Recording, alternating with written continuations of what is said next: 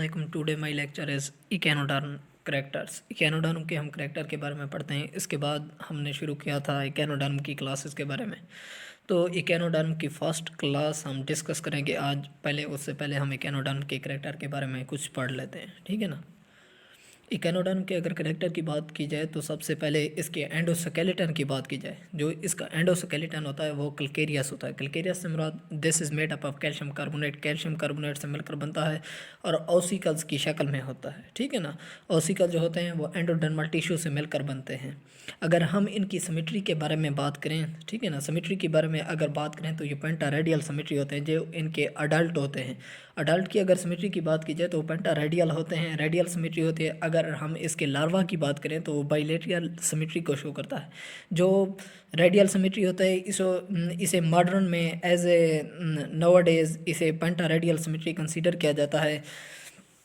पेंटा radial symmetry वो symmetry होते हैं जिसमें हम बॉडी को बहुत ज़्यादा प्लेन्स में डिवाइड कर सकते हैं, तो उसे रेडियल सिमेट्री कहा जाता है। रेडियल सिमेट्री का दूसरा नाम पेंटा रेडियल सिमेट्री है।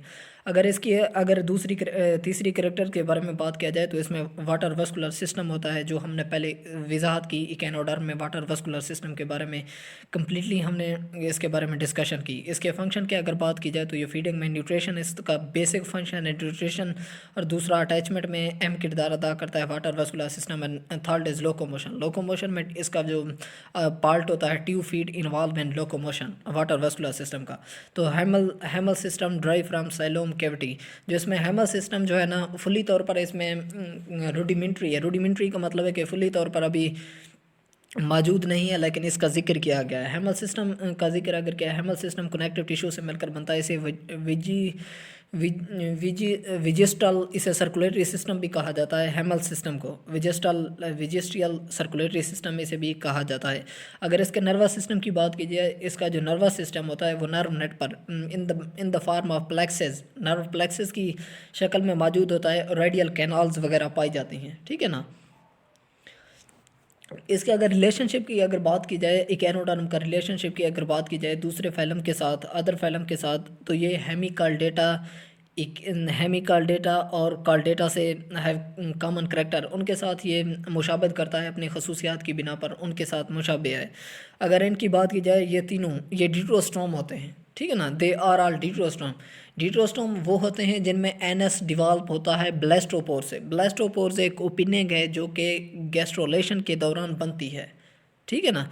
गैस्ट्रोलेशन के दौरान जो बनती है वो बनती है ब्लास्टोपोर से एक ओपिनिंग है। तो अगर इनके सेलोम की बात की जाए, जो इनका सेलोम होता है वो इंटीरोसिलोम्स होता है, ठीक है ना। इंटीरोसिलोम की बात की जाए, अगर मेसोडर्म्स हैव कंटेक्ट विद, ठीक है ना, mesoderm has contact with endoderm, they form pouches, ये पाउचेज बनाते हैं। और जो इंटीरोसिलोम होता है वो शीजोसिलोम से ज़्यादा कम्प्लेक्स होता है। इंटीरोसिलोम शीजोसिलोम से ज़्यादा कम्प्लेक्स होता है।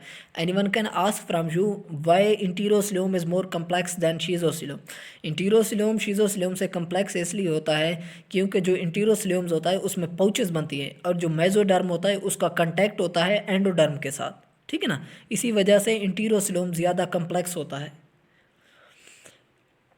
इंटरमीडिएट इनमें क्लेवेज बनती है, ठीक है ना। इंटरमीडिएट क्लेवेज की अगर बात की जाए तो इनमें इंटरमीडिएट डिट्रोस्टोम में इंटर क्लेवेज बनती है और प्रोटोस्टोम की अगर बात है जो तो उसमें स्पाइरल बनती है।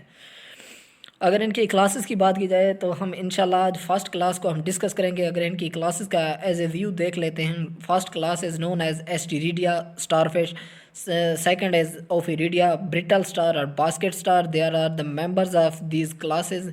एक्निडिया में सी अर्चन आ जाता है, सैंड डॉलर आ जाता है, सी हल्ट आ जाता है। अगर हम हालोथ्रिडिया की बात करें, हालोथ्रिडिया में सी कोकम्बर आ जाएगा। इसके बाद क्रेनिडिया की बात करें तो सी लिलीज आ जाएगा। तो दीज क्लासेस की अगर हम बात करें तो इन क्लासेस में कहा जाता है कि सम क्लासेस एक्सटिंक्ट हो गई हैं इनकी एकेनोडर्म की, लेकिन जो क्लासेस यही 5 डिस्कस की गई हैं ये ज़्यादातर मैरीन मेजॉरिटी में अहम किरदार अदा करती हैं, जो उनके ज़्यादा तादाद में अहम किरदार अदा करती हैं मैरीन में। इनकी 12 से 18 जो है ना क्लासेस वो एक्सटिंक्ट हो गई है। तो आज हम इंशाल्लाह पहली क्लास के बारे में पढ़ेंगे, क्लास एस्टिरिडिया के बारे में। क्लास एस्टिरिडिया को स्टार फिश भी कहा जाता है। But anyone can ask from you why Asteroidea are also known as star fish. ये सबसे पहले तो अगर बात की जाए तो ये एस्टर लाइक होते हैं, ठीक है ना, एस्टर। इन्हें स्टार फिश इसलिए कहा जाता है क्योंकि जो भी मेंबर इस क्लास से बिलोंग करते हैं, all the members that belong to class Asteroidea, their shape is like star, therefore they are known as Asteroidea और स्टार फिश। इन्हें स्टार फिश कहा जाता है, ठीक है ना।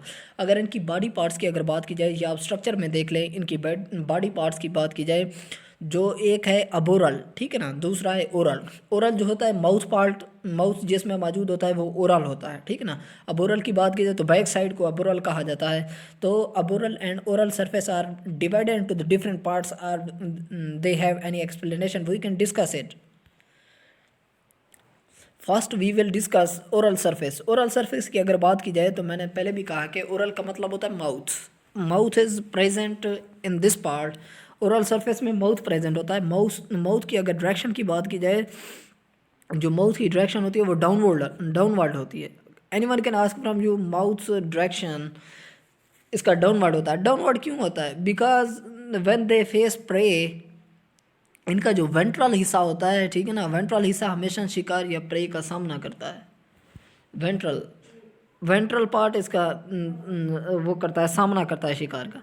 अगर अम्बलिकल ग्रूव्स की बात की जाए, अम्बलिकल ग्रूव्स 2 से 4 ट्यूब फीड जो कि रो में पाई जाती है। आप अगर स्ट्रक्चर